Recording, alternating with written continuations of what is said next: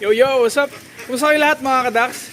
Muli ako nga pala si Johnny Ken. At may sasagutin tayong panibagong tanong kaya stay tuned lang. Anyway, gusto ko palang pasalamatan lahat ng mga nagsusubscribe at mga hindi pa nag-subscribe. Alam niyo yung gagawin niyo.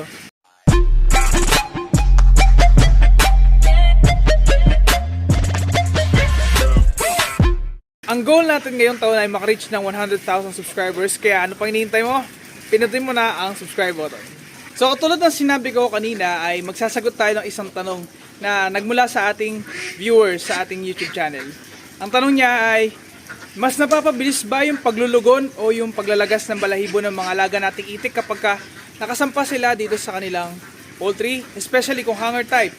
Pero ano nga ba ang pagkakaiba ng hanger type, semi-hanger type at free range na mga poultry?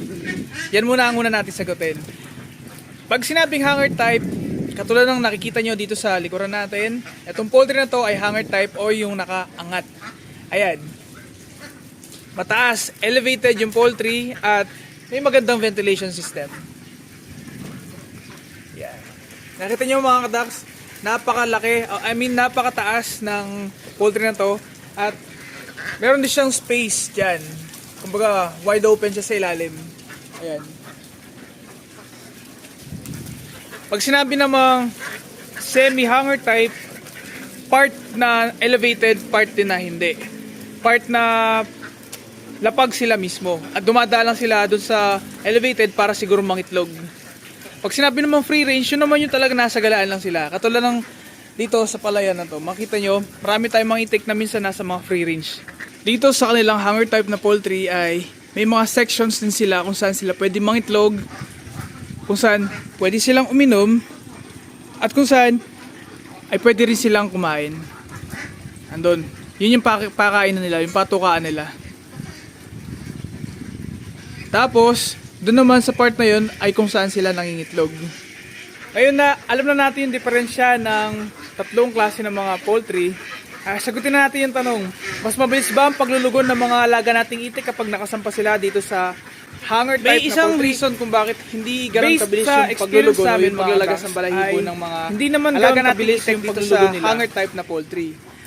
Yan na yung mas malinis na dihamak yung ano nila, yung pwesto nila o yung kulungan nila kumpara sa mga free range na mga poultry. Kumbaga kapag dumudumi sila, rekta nang nahuhulog sa mismong butas sa ano natin ng poultry natin.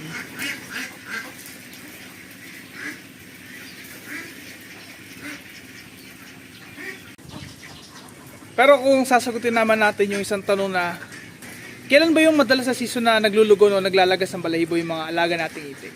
Ang sagot dyan ay depende sa panahon at depende din kung gano'n nakatanda yung mga alaga nating itik. Una, kapag kaganto magsasummer na yung panahon, madalas nag-uumpisa na silang magbawas ng balahibo kasi sobrang init naman ng panahon talaga mga kadaks. Talagang napupilitan sila na maglagas ng balahibo. Kapag taglamig naman o kapag umaapak na yung November, December, January, ganyan, hindi sila masyado naglalagas ng balahibo para maprotektahan din nila yung katawan nila sa lamig ng panahon. Ngayon kapag kaganto nga, mainit na yung panahon, isang way para maging normal yung body temperature nila is magbawas ng balahibo. Kaya madalas makikita mo, yung mga alaga mo mga itik kung meron man, ay nag-umpisa silang magbawas sa mga balahibo nila. At nakakadagdag din sa factor ng paglulugon nila ay yung stress na nararanasan nila kapag mainit yung panahon, wala silang mainom, wala silang pagkain, o kaya pati na rin yung dami ng tao na pumupunta sa poultry kapag nabubulabog sila. Maraming factors kapag gusto mong malaman kung nai-stress yung mga itik. Yan, panahon, dami ng tao, yung pagkain, tubig. Yun yung mga factors na pwede mag-trigger para mag-umpisang maglugon o maglagas ng balahibo yung mga alaga mong itik.